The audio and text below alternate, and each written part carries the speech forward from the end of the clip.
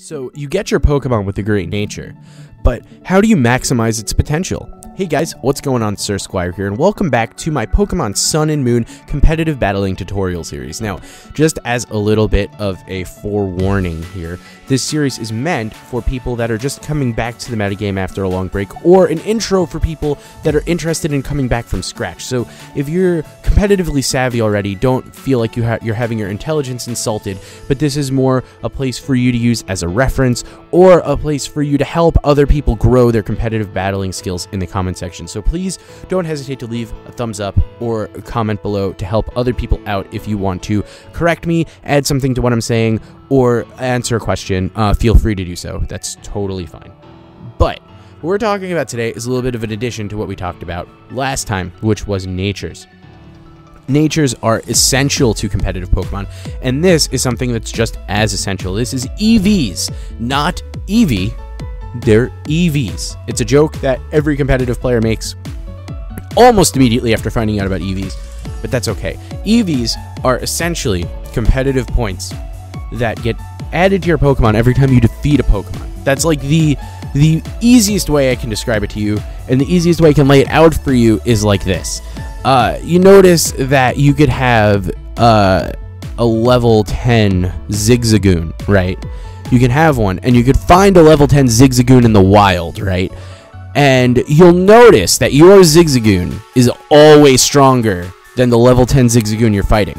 Always. And there's a reason for that, and that's EVs, because every time your Zigzagoon defeats a Pokemon, right, it gains an inherent value towards a certain stat, and it grows that stat. Now, you can use these inherent stats to your advantage. So, for example, if your Zigzagoon defeats a Zubat, right, you can increase your speed slightly just from defeating that Zubat, because Zubat increases your speed when you defeat it. So, in theory, right, in theory, by that logic, you could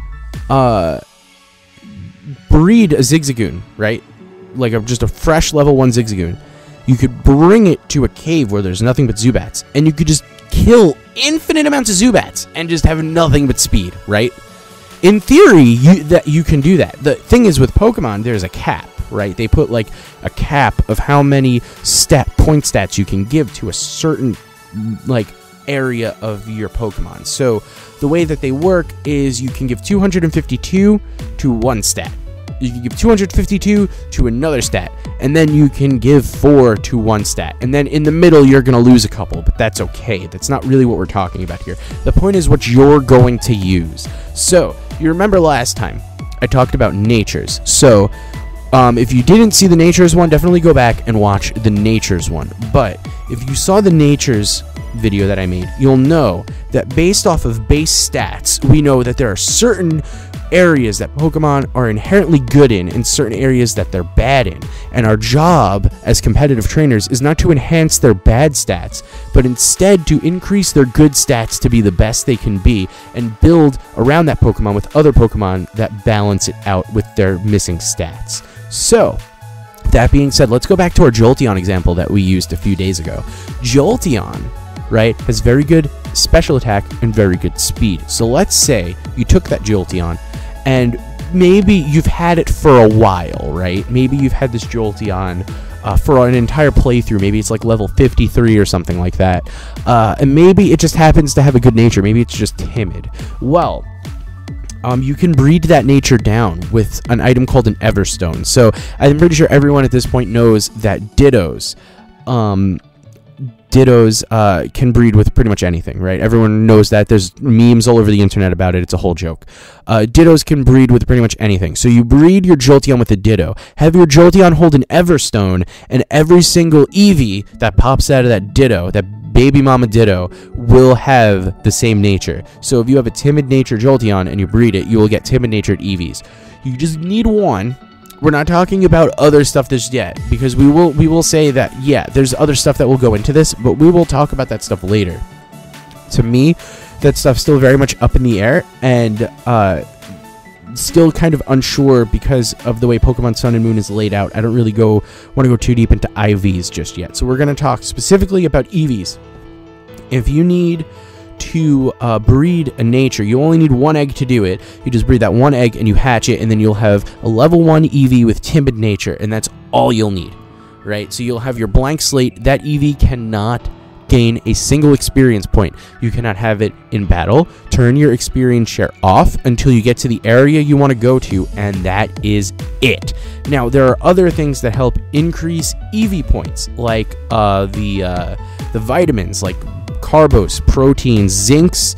Those all increase EVs. If you ever wondered what they did when they say boosts your attack, boosts your speed, they increase your EVs by 10 points. Is it 10? Yeah, it's 10 points.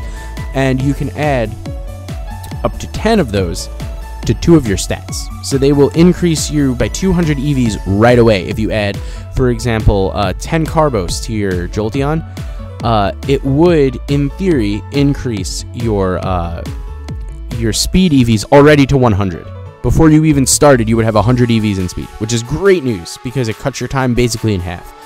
There are other things you can do, like Pokerus, which is very rare. I'm sure that there's going to be many Pokemon on the GTS that have it. There's probably going to be many Pokemon Wonder traded around that are going to have it. Many Pokemon that your friends know, or any competitive Pokemon trainer has a million of them. I know I do. So very easy to get in this day and age, Pokerus. It doubles the EVs you get, so it's wonderful to have. And it's viral, so it spreads throughout your whole team. Definitely very good to have. But not essential to EV training. There's other things like the bands, the muscle band, the braces, and whatever. Those will also help increase your EVs. But for this, I'm talking specifically about the raw EV training. So if you wanted to just know how to do it from scratch, right? This is where I'm trying to take you. So, the way that it works is you can take that Eevee that you bred, right, that I was talking about 5 minutes ago, the timid Eevee, that one egg that you bred, you can take it to a Zubat cave, make sure it didn't gain a single experience point before then, and you just grind it against Zubats. Only Zubats. Anything else you run away from. You can slap an experience share on it, and it'll still gain the EVs. It does not need to be in the battle. So, you go into this cave, and you grind against 252 Zubats. And like I said before, that number can be decreased significantly based on horde battles. With horde Zubats, you get 5 Zubats at once. You can do Pokerus, which will cut your EVs in half. You could do braces, depending on which one you get, will help increase EVs in certain things. And vitamins, but you have to do the vitamins first. So there's other ways you could increase your EVs to make this very quick, to the point where you only need to do like 13 hordes of Zubats, and you have a fully speed EV trained Eevee. So, wow. I should not have picked Eevee for this. I just realized this is going to be very confusing. I'm so sorry. I hope you guys understand what I'm talking about, though, because I realized that I'm kind of tongue-tying myself here. Yeah, I really should have picked Bettermon for this. I'm kind of cracking myself up here, but that's okay. If you guys have any questions, like I said, feel free to ask. We will be more than happy to help you in the comment section, and we will get you on your way to competitiveness. But the whole point is you want to get your Pokemon up to 252 in EVs. Now, there is a wonderful way to check this, because if you were to ask the obvious question of, how do I know when I battle 252? What if I don't want to keep count? What if I don't want to go 1, 2, 3? There's a great way. And it's also a great alternative way to gain EVs, and that is Super Training. You remember Super Training from X and Y and Omega Ruby and Alpha Sapphire. Super Training gains EVs, believe it or not. So, with that being said, you can also use Super Training to help you gain the EVs that you need. It takes, actually, believe it or not, a little bit more time to Super Train your EVs than it would to actually grind them out in the wild if you have the right tools. So, I highly recommend doing it that way, but it's also a really good tool to tell when you've had enough EVs, because you can simply do a speed tutorial with your Jolteon, and you can tell, hey, this has no more speed to give. Like, it'll say, like, gained 0, and you will know. Okay, I have maxed out my EVs in one stat. Now that you did one stat, you have to do the other, because like I said, EVs go 252 in one stat, 252 in another stat, and then 4 in the last one, and that's all your EV spreads. So this is how you maximize your Pokemon's potential. Like I said, you're abusing the system that Pokemon made, because Pokemon wants your Pokemon to naturally be stronger than wild Pokemon. Like, They want you to have a level 10 Zigzagoon that is inherently stronger than a wild level 10 Zigzagoon. So you're taking the system they put in place and abusing it to create a super strong Pokemon. And this is how every competitive Pokemon is created. This is the process that your big brother uses to sweep you every single time, even though you have the same Pokemon. This is the way his Pokemon are stronger than yours. And I know that's a very vague example, but I'm just saying, like, you can kind of imagine it in your head. So, that's basically the gist of EV training. You want to, and there's resources for this too. Like, you can look up what Pokemon give out attack EVs, what Pokemon give out defense EVs. You can look all that stuff up. You can look up where you could find hordes of them, so you could hunt 5 at a time and get EVs 5 times faster than you normally would. You can look that all up and get it all together. This here is just an explanation to why you do it. And I hope I did a good enough job, even though I picked a terrible example of a Pokemon to do it. So EV training with Eevee, everybody. It's very different than regular Pokemon. It seems stupid until you do it. Once you have a fully EV trained Pokemon, once you have a Pokemon with a great nature and a full set of EVs, you will never want to go back to any other way of playing. It is so strong, so unbelievably strong, that you will then understand why competitive Pokemon are the way they are. And once you get into that mindset of, yes, competitive Pokemon are completely different than regular Pokemon. It's like 2 completely different games almost, because you cannot really use competitive Pokemon the same way. And if you're asking yourself, you know, I have this Pokemon that I love, and I want to use it competitively, but unfortunately, I already used it in a playthrough, and I want to use this specific one. I love this one. It has a great nature, great ability, and I just really want to use it. Well, I have great news for you, because, drumroll please, there's this thing in Super Training called a reset bag that you can use on any Pokemon and completely reset its EVs. So no matter if it's level 1, level 100, no matter how many battles it's in, no matter how many regions it's been in, you can reset its EVs and EV train it in any way you'd like to fit your way of playing. So that is the gist of EV training. If you have any questions, please leave them in the comment section below. Either I or some competitive veteran will get to you, and we will answer you, and we will help you get through it, because we want to see more competitive battlers in the Pokemon Sun and Moon metagame. We want to see more people into it. We want that, and we know that you want it too. So definitely come on by, talk to us about it. And if you have any other questions about EV training, any questions about natures, breeding for it, different methods of EV training, let us know, and we will help you. That's the idea. So, like I said, the way that Sun and Moon works, over time, more resources will be available. I'm sure there will be more charts for EV training, different spots for different things that you're looking for, and that all that stuff will come out in time. It might not be out now. For example, if you were to look up Omega Ruby Alpha Sapphire EV training spots, you will find that information. That information exists, and that's stuff that you want.